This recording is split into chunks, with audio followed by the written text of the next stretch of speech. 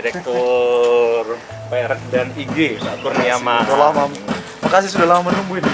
Siap.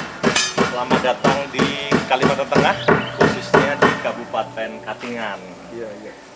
Ini Kasongan ya, Kasongan. Iya, Kasongan. ibu kotanya namanya Kasongan. Kabupatennya namanya Katingan. Oke, oke. Nah, sekarang ini, Pak Dir, kita sedang ada di tempat yang legendaris. Iya. Karena ini adalah tempat yang konon dijadikan sebagai pertapaan dari Pak Cilinribut, Pahlawan di sini. pahlawan nasional. Pahlawan nasional. Betul, yang juga sekaligus pernah menjadi gubernur di Kalimantan Oke. Tengah. Ini namanya Bukit Batu. Nah, ini ada yang spesifik nih Pak. Kalau kita lihat itu ada di tulisan yang Kalimantan membangun seperti peta Kalimantan Tengah. Oh. Yang hitam-hitam. Itu ya. Iya. Ini memang kebetulan tercipta seperti Tercipta begitu ya. seperti itu. Itu. Iya.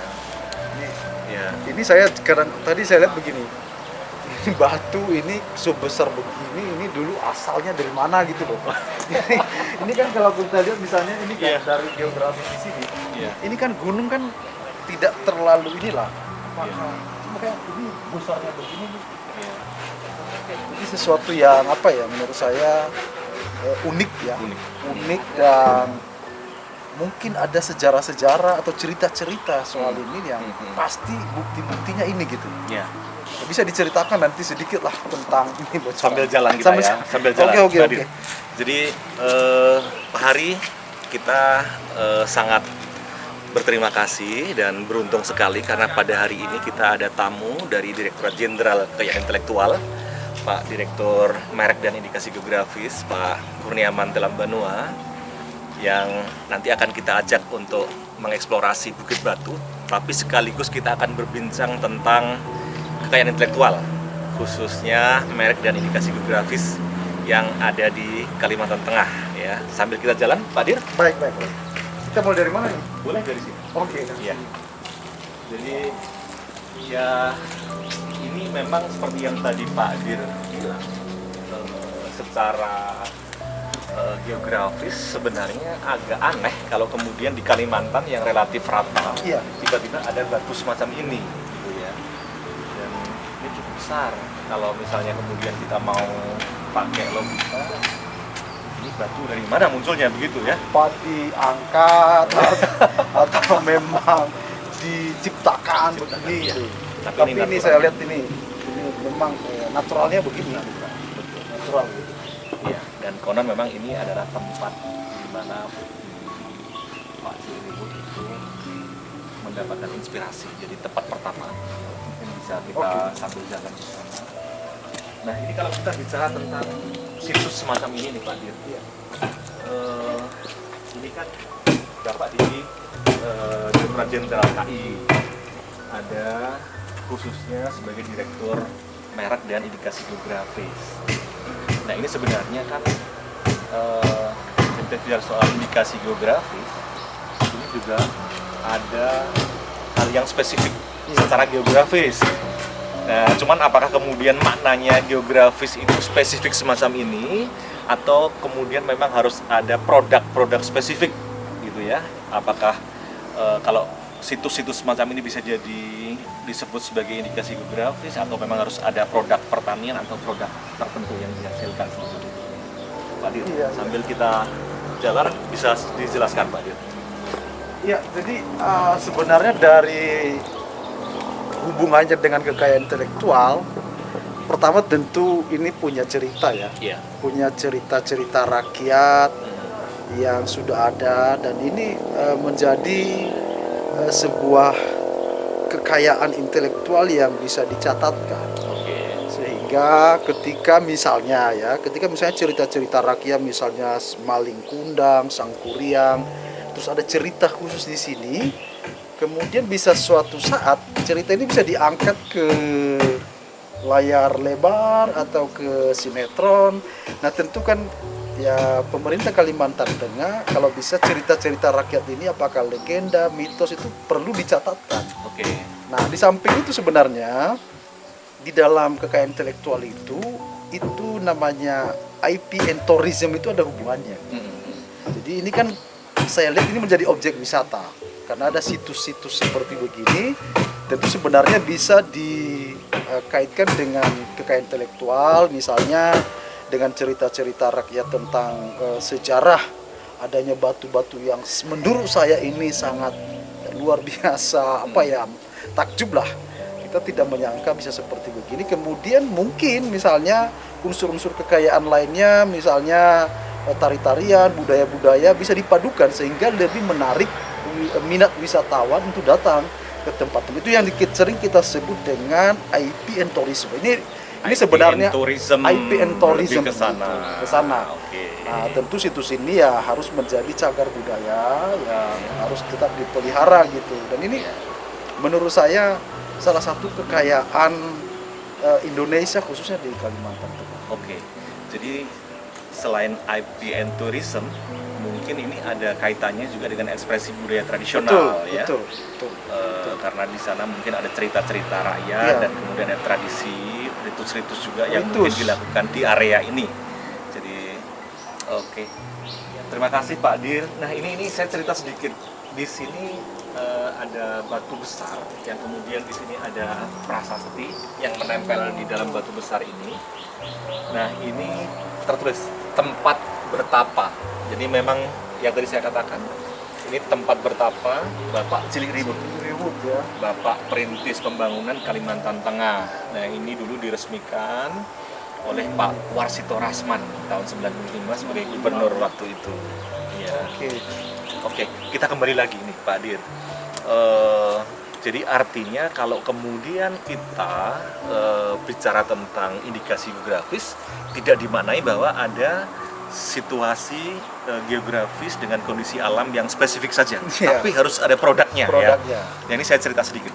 Di Katingan ini sebenarnya ada produk pertanian sebenarnya yang khas, yang berupa nanas ya, dan ada duren juga yang mungkin nanti bisa diangkat sebagai sesuatu yang khas, entah itu dipengaruhi oleh alam semacam ini atau seperti apa, yang pasti itu ada kekhasan dibandingkan dengan daerah lain. Apakah itu bisa kemudian nanti kita angkat sebagai sesuatu yang spesifik produk indikasi geografis yang ada di Kalimantan Tengah?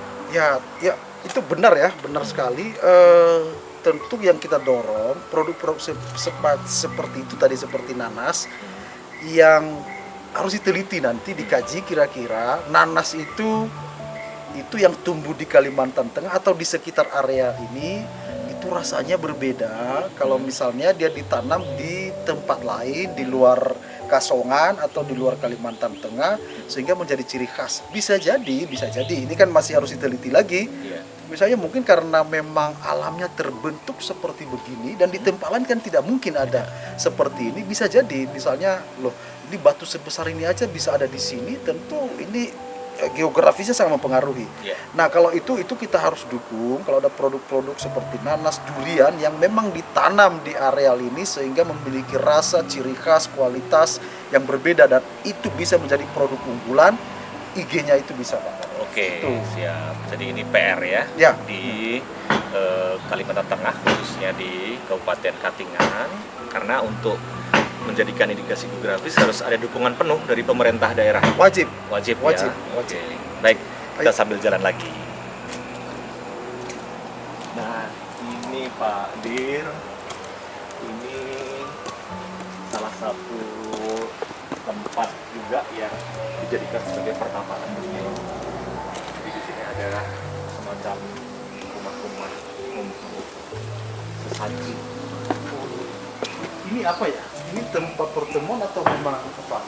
Tempat peristirahatan. Peristirahatan. Ya, kalau misalnya kemudian ada tamu datang beristirahat di sini, kemudian nanti melanjutkan perjalanan.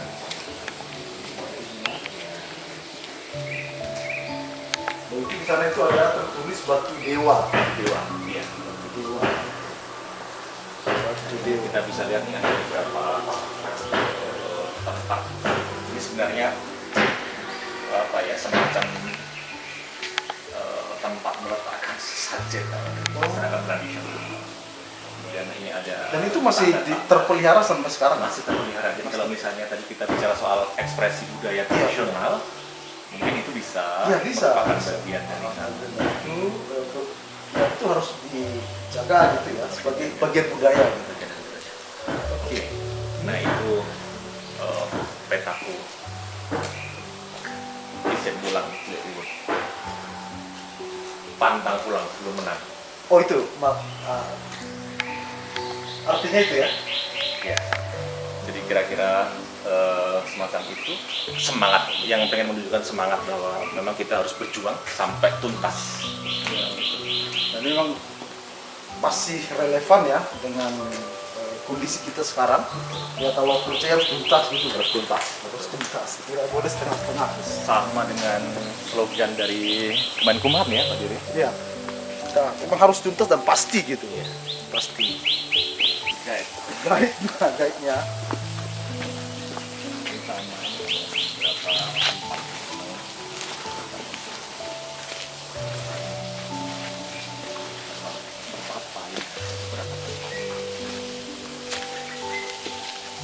Pertapaan pahlawan nasional ya. Nah, Pak Dit, sambil kita menuju ke atas, mungkin Pak Dit bisa cerita nih tentang beberapa program di DJKI ya, Iya. terutama sekarang ini kan tahun merek ya. Nah ini kan ceritanya nih Pak Dir lagi belusukan nih, lagi turun ke desa Iya, gitu iya. ya. Nah ini Kalimantan Tengah ini kan cukup banyak desa, sekitar 1.300 gitu ya. Jadi artinya potensi yang bisa dikembangkan dari desa yang ada di Kalimantan Tengah ini cukup besar. Nah, mumpung lagi belusukan di Kalimantan Tengah nih, Mbak Dir, mungkin ada hal-hal yang menjadi program khusus dari DJKI yang fokus kepada desa. Oke. Jadi ini sekali lagi salah satu tujuan kami hadir juga di Kalteng. Pertama tentu untuk mengkampanyekan tahun merek tahun 2023 Pak Kadif. Jadi salah satu program yang menjadi unggulan kita adalah bagaimana mendorong wilayah-wilayah, desa-desa, komunitas-komunitas punya brand. Oke. Yang kita namakan dengan One Village One Brand. One Village One One Brand. Village One Brand. Oke. Karena kita tahu dengan menggunakan satu merek atau yang sering dikatakan dengan merek kolektif, itu kan pertama dari segi biaya bisa dipangkas, cukup satu merek berapa orang. Kemudian untuk mempromosikannya juga itu lebih mudah karena bersama-sama. Dan menurut saya itu sesuai dengan jiwa nilai-nilai di masyarakat itu loh. Gotong royong gitu ya. Artinya saling membantu. Kemudian sebenarnya OVOP ini bisa melatih masyarakat untuk memiliki standar yang sama gitu loh. Oke. Itu sebenarnya intinya. Jadi pada akhirnya nanti ada muncul kebanggaan, kecintaan terhadap produk lokal. Oke. Jadi saya kira dengan program-program ini masyarakat bisa kita libatkan langsung gitu berperan dalam mendukung kekayaan intelektual sebagai bagian dari pertumbuhan ekonomi kita. Itu Pak Kadif ya. Luar biasa. Jadi artinya memang perhatian DJKI ya, Kemenkumham terhadap potensi yang ada di daerah-daerah juga luar biasa. Nah ini satu pertanyaan nih Pak Dir, kalau kemudian tadi ada program One Village One Brand, sementara di Kalimantan Tengah itu ada 1.300 desa. Apakah mananya berarti 1.300 merek berarti harus ada atau ada konsepsi khusus untuk itu? Ya tentu kalau misalnya bisa, idealnya ya kita dorong 1.300 itu. Tetapi paling tidak kita bisa menginventarisir para pelaku usaha kita itu kan banyak UMKM yang memiliki produk-produk yang berkarakteristik yang sama. Oke. Misalnya ada pandai besi, saya yakin ada di sini, atau ada pengrajin-pengrajin gitu loh, atau penjual keripik, kerupuk yang sama. Ya kenapa kita tidak mengorganisir mereka itu, terus kita buat kesepakatan supaya mereka bekerja secara standar, dan mereka punya merek yang bersama-sama bisa mereka promosikan gitu. Kolektif. Kolektif Oke. gitu. Jadi tidak harus misalnya satu desa, tetapi pelan-pelan lah kita Oke. coba itu 1000 berapa tadi? 300-an. 300 itu keren itu kalau Kalteng punya desa 1000 itu 300 punya brand gitu. Iya, iya, iya. Tapi pelan-pelan karena yang terutama adalah merek Merek kolektif dulu, kita Artinya mulai dari beberapa sana. desa atau bahkan nanti Bahkan komunitas UMKM. eh, Ya, saya yakin tadi saya sudah sedikit melihatlah produk UMKM kita bagus-bagus loh. Tapi kita tanya belum ada brandnya. iya. Itu Pak Iya. Kadif, itu tugas berat kita lah, tugas bersama. Betul, betul. Oke, kita lanjut Ayo. lagi. Jadi tadi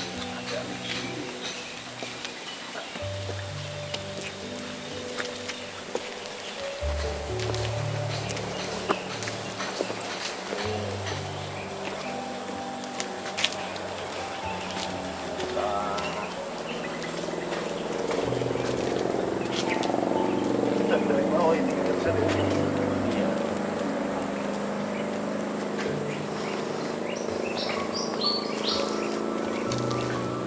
Kita naik. Hati-hati nih. Ini kira-kira ada pantangan nggak ya? Bisa. Pantangan kita tidak boleh mengatakan hal-hal yang tidak baik. Ya, dan itu juga ya sebaiknya jangan. Bukan hanya di sini, Ya, di mana-mana ya sebaiknya kita biasakan ya, betul. yang positif gitu. Itu merupakan doa ya. Doa. Jadi setiap perkataan kita adalah doa. Doa. Jadi kita selalu berkata yang baik. Itu kearifan lokal ya. Ya, kearifan Lokal lokal. wisdom. Iya. Batu-batunya luar biasa.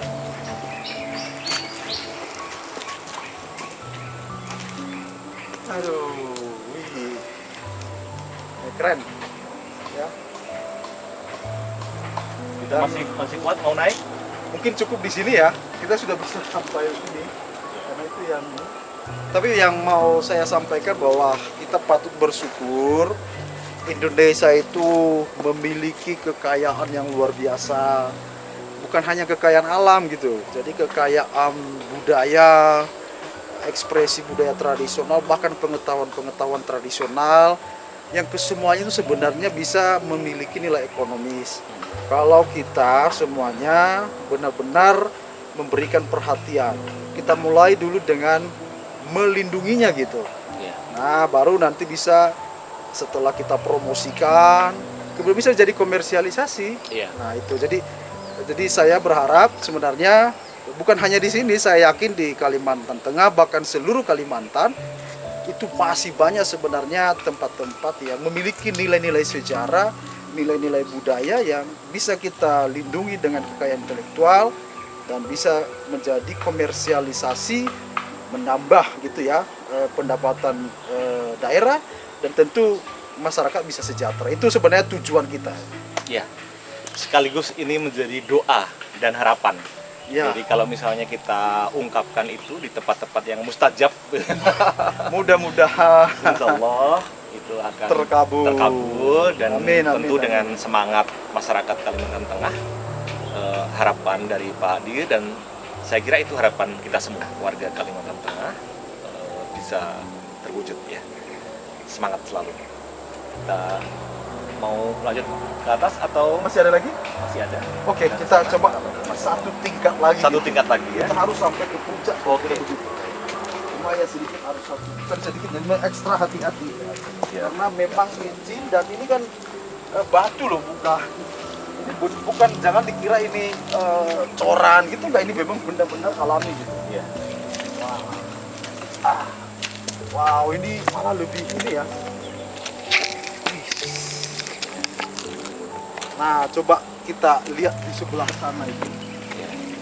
Ini menurut saya ya, ini kalau ada di dunia 7 keajaiban dunia gitu, ya mungkin ini bisa saya katakan lah salah satu juga ya keajaiban bisa misalnya seperti di sana itu Ya. itu kan seperti di apa ya, seperti disusun gitu ya.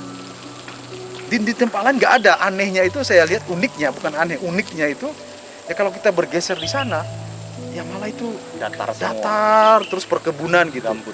Ya. gambut malah di sini. Jadi saya meyakini bahwa apa yang ditulis di sana tempat pertapaan ya ini pasti dulu terjadinya begitu. Iya. Pak Dir mau merasakan bagaimana dulu Pak Ciliribut salah satunya Wah. posisi bertapa. Oh gimana Iya. bisa dicontohkan dulu ya, dicontohkan. Gak apa-apa ya kita. Iya. Ini nih. Bisa dicoba. Selama ini kalau kita biasa ketahui orang bertapa itu biasanya bersila. Iya. Nah, tapi kalau Pak Ciliribut untuk yang di sini, ini posisinya dia bukan bersila, tapi posisinya begini. Jadi posisinya diletakkan begini, dia bersender begini, kemudian kakinya begini. Oh gitu. Iya. Wah. Nah, ini Pak Dir bisa merasakan nih nanti Oke, saya mesti agar coba. kemudian ya ini mungkin menjadi bagian dari ekspresi budaya tradisional juga. Ini bisa menarik wisata untuk mencoba gitu. Untuk mencoba. Untuk mencoba, tapi bukan dalam apa ya? Iya, Maksud karena bagian ingin dari menghormati, ya menghormati budaya. sebenarnya. Iya, silakan Pak. Iya, saya coba, mudah-mudahan saya bisa ya.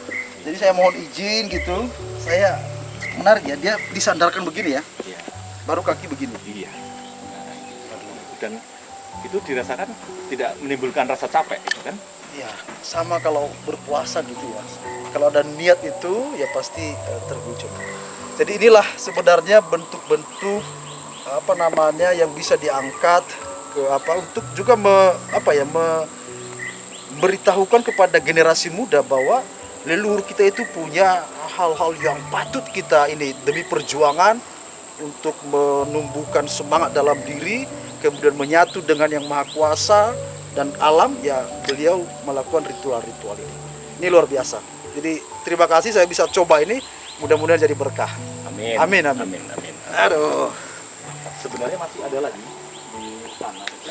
Kalau di sini posisinya bersandar, di sana tidur, Pak Dir. Oh, jadi dia Tidur. berarti ini arealnya semua ya. Jadi mungkin kalau di sini tadi beliau bersikap seperti begitu. Iya. Nah, di sana tidur gitu. Posisinya berbaring. Posisinya berbaring. Iya, iya. Saya teringat dengan salah satu juga di mana ya, di Sulawesi Selatan ada yang namanya Bantimurung gitu ya. Bantimurung, ya. Nah, Oke. itu juga ada pertapaan itu. Iya, iya. Nah, Betul, betul. itu menunjukkan bahwa itu di masyarakat kita banyak gitu. Dan harus kita bangun, kita kembangkan, kita lestarikan. Oke.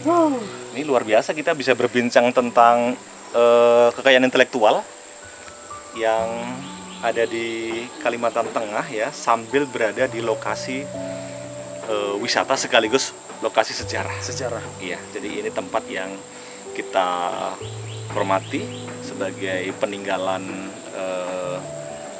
founding fathers kita ya, salah satunya Pak Ciliribut ya, menjadi tempat yang legendaris yang ada di Kalimantan Tengah. Kalau mau dilihat, Ya, kita lihat.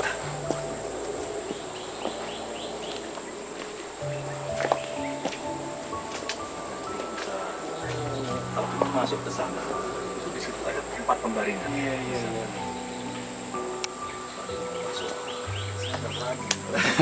Dengan saya bisa bayangkan itu ya.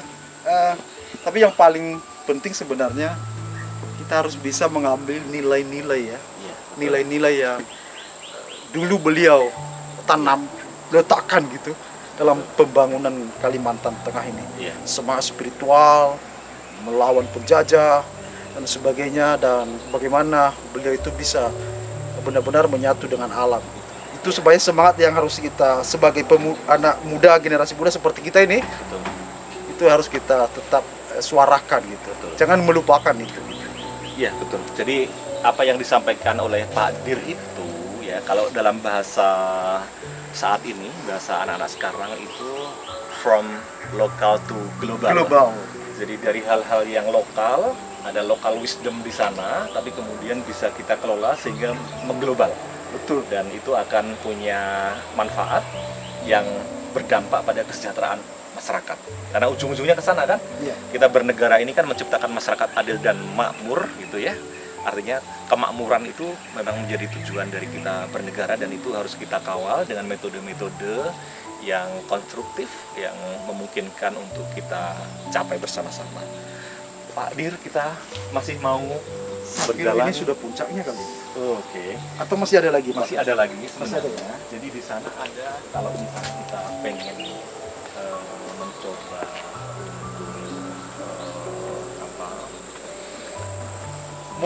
mungkin saya bisa bergeser ke sana. Tadi saya sebutkan tadi bahwa ini unik ya. Iya. Bahwa hanya ada di tempat ini batu-batu seperti begini. Setelah ini kan sudah langsung suasananya berbeda gitu. Ya. Nah, ini barangkali bisa ditunjukkan. Iya. Nah, ini. Jadi memang ini hanya lokasi yang memang ya saya sebutkan tadi ya punya sejarah tersendiri, yang ini karena setelah itu ya datar, tidak ada batu seperti begini, dan ini bisa kita jual menjadi nilai pariwisata dengan menghubungkan dengan kekayaan intelektual. Ya bila perlu sebenarnya Pak Kadif untuk memperkenalkan tempat ini, melestarikannya, ya event-event yang ada hubungannya dengan kekayaan intelektual, misalnya mungkin pertunjukan budaya, menceritakan kembali kisah ini, mungkin bisa dilakukan di tempat ini. Iya, betul. Ini mudah-mudahan menjadi inspirasi bagi masyarakat Kalimantan Tengah, khususnya di Kabupaten Katingan ya. Iya. Oke, kita mau kembali ke Palangkaraya ini untuk kita lanjutkan lagi program-program diseminasi dan pelayanan konsultasi dan pendaftaran kekayaan intelektual. Iya. Oke. Sampai ketemu lagi Pak Hari dengan saya Arfan Bais Muhlisi, Kepala Divisi Pelayanan Hukum dan HAM Kalimantan Tengah, bersama dengan tamu kita yang luar biasa, Bapak Kurniawan Telambanua, Direktur Merek dan Indikasi Geografis Direktorat Jenderal Kekayaan Intelektual Kementerian Hukum dan Hak Asasi Manusia. Tabe salamat lingun nalate, salam saujud karena Malempang, Adil Katalino, Bajuramen Kasaruga, Basengat Kajubata, arus.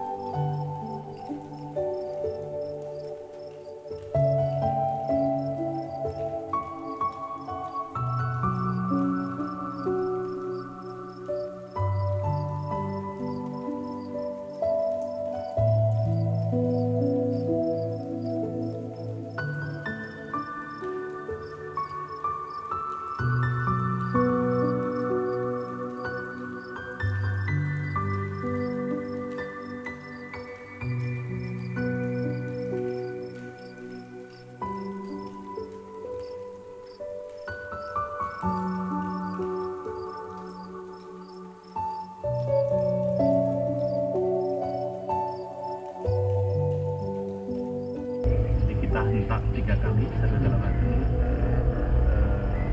kita mengucapkan itu, tapi dalam hati saja, tidak perlu diucapkan ini.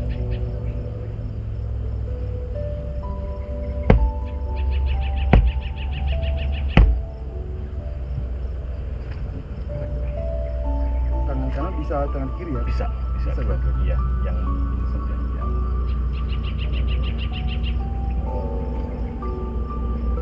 nyaman saja. Oke. Saya coba ya.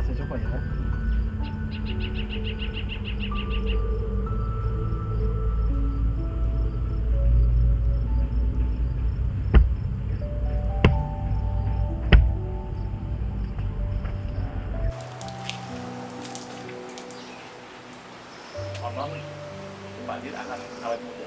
Baik. Amin. Begitu ya Mas ya? Iya. Duduk begini ya. Iya.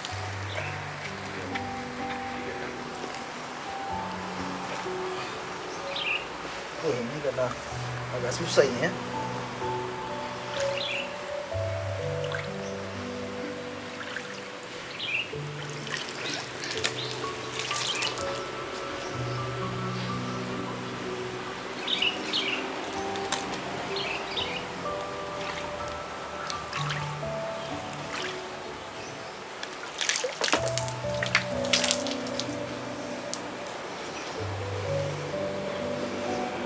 Seker.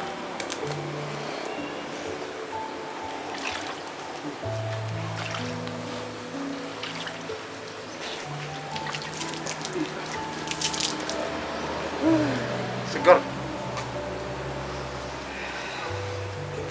Ini bisa membuat jiwa semakin segar, muda dan fisik semakin semangat. Amin, amin, amin, amin. Ya, saya kebetulan bertemu dengan Pak Hari. Beliau adalah asisten 1 pemerintahan di Kabupaten Katingan gitu. Pak Hari, saya tadi sudah keliling-keliling dan tempat ini menurut saya itu luar biasa. Ya, ada nilai sejarah, ada nilai budaya yang sebenarnya ini menjadi ikon dari Katingan. Mungkin dari sisi pemerintahan, kira-kira kebijakan apa yang sudah dikeluarkan oleh pemerintah daerah di sini dalam rangka melindungi, melestarikan ataupun mempromosikan tempat ini, Pak? Ya, benar Pak Direktur. Memang pemerintah Kabupaten Katingan memang tetap jalan ya, bahwa kita tetap akan melindungi situs-situs ada, Ya. kemudian daerah-daerah wisata, apalagi juga itu tetap ada. Pertama kemarin kita juga ada menerbitkan buku ya, tentang Bukit Batu. Kemudian juga kalau tidak salah ini termasuk situs apa gitu. Memang sudah ada dimasukkan ke apa namanya di dinas apa? Oh ya, ada cagar budaya. Cagar gitu, budayanya, Pak. heritage ya. Iya. Heritage. Nah, itu ada juga karena di sini memang bukan hanya ini, karena memang kepercayaan orang agama Hindu Keharingan. Oke. Memang kalau dia memang mau, kalau kita kan minta doa apa namanya, kemudian juga syukur ya, doa syukur dan lain sebagainya juga banyak di sini, potong sapi dan lain sebagainya. Oh, iya. Itu kan ada yang rumah-rumah kecil. Iya, iya. Nah, Iya. itu juga Ada seperti kegiatan sesajen gitu. ya, Sesajen. sesajen. Jadi dia kalau bahasa sini kayak bayar hajat. Oke. Jadi keinginan dia udah terlaksana, udah terpenuhi. Jadi dia apa namanya, senyap pada Tuhan Yang Maha Esa ya, memberikan ini. Nah, satu lagi nih, Pak Asisten. Ini kan tempatnya ini menurut saya punya nilai sejarah. Ada nggak event-event tahunan atau apalah untuk mempromosikan tempat ini, acara-acara event yang misalnya bisa menarik minat itu wisatawan, minimal lokal gitu, ya, supaya anak-anak muda kita ini jangan melupakan gitu Benar. makna-makna yang ada di daerah-daerah seperti. Ada nggak event-event? Ada. Sebenarnya ini kalau tiap tahun ada Natalan. di Natalan, sini ya. oh begitu. Kemudian ada Hari Raya Idul Fitri, Idul Adha, ramai di sini Pak. Oh, ya Nah. tempatnya memungkinkan. Ya, Karena untuk wisata, karena kita memang jauh dari wisata kita jauh. Nah, kemudian itu untuk menambah atau merangsang orang datang juga, kita tuh kadang-kadang ada juga acara tari-tarian. tari-tarian ya. Tarian daerah. Iya, iya. Dulu pernah kita akan mengundang kayak apa, live musik gitu. Oke. Tapi kelihatannya dari pihak keluarga juga kok rasanya keberatan kan gitu ya, benar. Karena kok sedangkan ini kan memang Oh, pengelola tempat ini apa? Keluarga Bukan, besar, bukan. Pemerintah daerah Pemerintah ya? daerah. Pemerintah daerah. Nah, jadi karena kan ini beliau masa sih tempat yang suci kita kok ada dangdut, Betul, kemudian betul, betul. pakai apa namanya, Bisa. pakai yang minimal Iya, iya. gitu kan, nah, jangan Sementara ini di sakral ya, sakral kan, dihormati bener ya. dihormati. Padahal kalau kita ke Bali kan harus ada pakai ini, Pak, Betul. ya. Pakai selendang.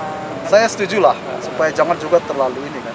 Makasih Pak Asisten. Iya, Ya. sama-sama. Jadi saya sebenarnya sebagai direktur merek pertama sekali datang ke sini, saya rekomendasikan kalau mau ke Kalteng itu ya kalau ada waktu ya mampir ke sini. Ini tempat yang tidak bisa kita temukan di tempat lain gitu ya, karena unik dan memiliki nilai sejarah dan makna itu yang harus kita sampaikan kepada generasi muda, beliau dulu punya semangat untuk membangun dan membela, memperjuangkan kemerdekaan kita ini. Salam dari Katingan Kasongan, Kalimantan Tengah, salam pembaruan.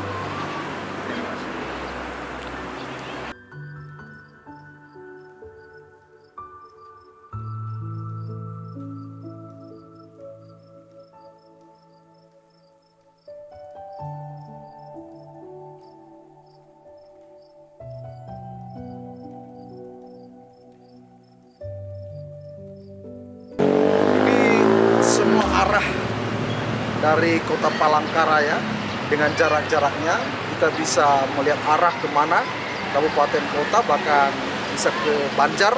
Ini semuanya dari sini kita bisa mendapatkan keterangan itu semua. Ini.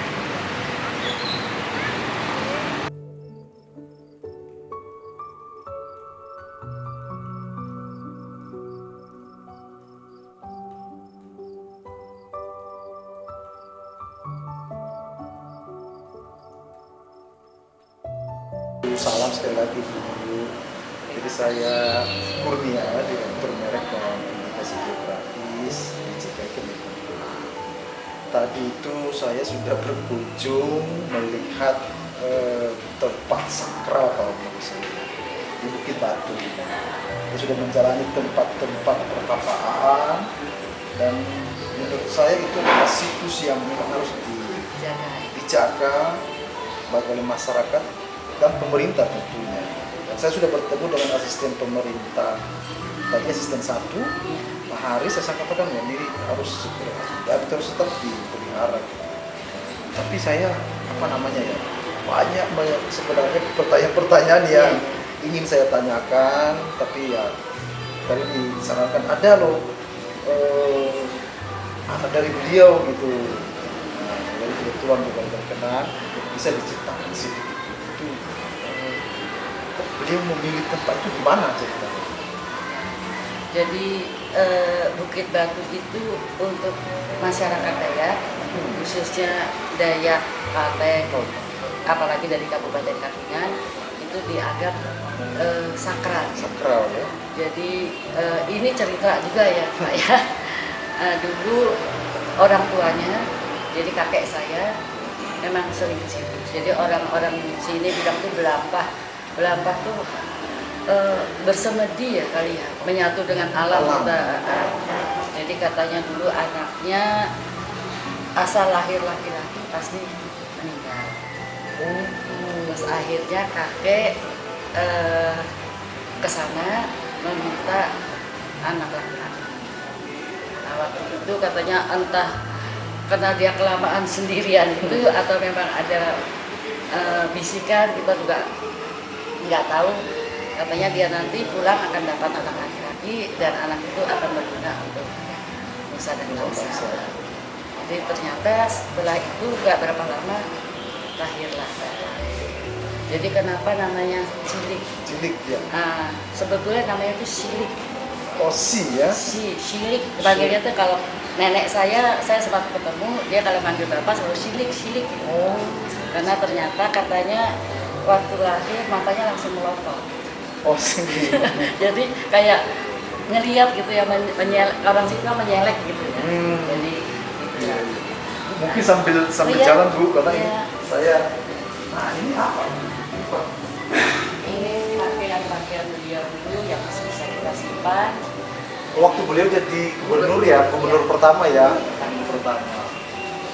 Ini waktu ini asli Bu ya? Asli, ini... tapi harusnya kan pakai kolor ya. Iya ya, maksudnya memang benda-benda yang dipakai beliau gitu. Iya, tapi sama adik itu nggak, kolornya nggak tahu kemana. Jadi iya. orang banyak mengira bahwa bapak itu dulu. Oh iya. Iya. Jadi padahal enggak. Iya. Ini bisa diterangkan Bu sedikit Bu cerita ya tentang zaman Bung Karno beliau dekat ya. Ini waktu peresmian Provinsi Kalimantan Tengah. Oke. Pak Presiden datang untuk pemancangan kayu ini. Beliau di mana ya? Ini ada foto di sebelah sini beliau ya. Karena waktu itu kan Gubernur pembentukannya adalah Pak Milono, sedangkan Kalsel jadi satu. Ya, masih belum Ya, pemekaran. jadi pembentukan, terus gubernur pertama. Ini foto-foto Ini yang menyupirnya beliau, Bung Karno. Karno. Jadi dari pelabuhan Rambang, Dia langsung ya. iya, tapi nggak di ini karena masyarakat mau bantu, jadi ditarik pakai. Oh iya.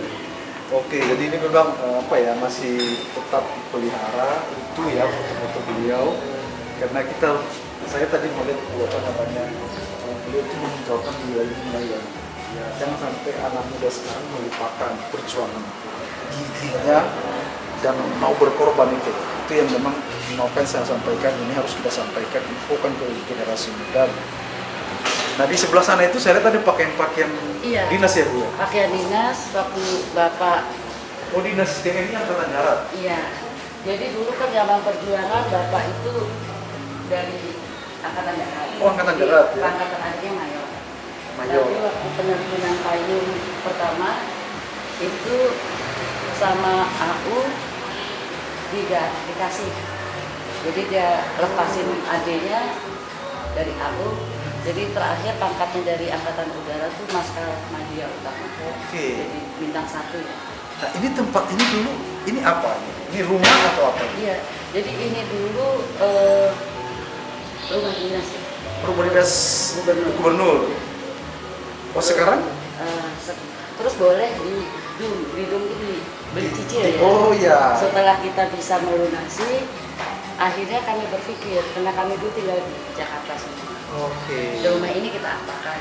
Karena pesan beliau rumahnya jangan sampai terjual. Dan kebetulan Bapak meninggalkan warisan bukan harta Pak, foto-foto berpeti-peti. Iya. Akhirnya kita Itu berpikir, berharga Bu. iya, kalau yang lihat cuma anak itu kan saya, padahal Betul. ini perjuangan kami. Jadi kenapa tidak kita buat di sini? Oke. Jadi sekarang statusnya ini sudah milik keluarga. Milik keluarga, tapi Keluarga. sudah dilirik sama Cagar Budaya. Oh, Cagar Budaya, ya. Cagar Budaya. Makasih Bu. Ibu Saya nomor 4. Jadi saya beruntung sekali bisa ketemu langsung dengan anak ya dari Bapak Cilik ya. Yang tadi saya melihat sendiri tempat-tempat bersejarah di Bukit Batu. Gitu. Terima kasih Bu atas kesediaan informasinya. Semoga ini nanti bisa kami sampaikan pesan-pesan ini kepada generasi muda. Terima kasih Bu. Terima kasih. Dan keinginan kami juga generasi muda lihat bagaimana mereka membangun Kalteng bukan dengan alat berat tapi dengan ada foto. Oh iya. Semangatnya yang berbeda. Iya, Semangat. kita bilang semangat beliau yang harus diikuti. Terima kasih Bu. Kami akan ngopi-ngopi sebentar Iya. sambil mengenang paling tidak merenung. Makasih Bu. Terima kasih.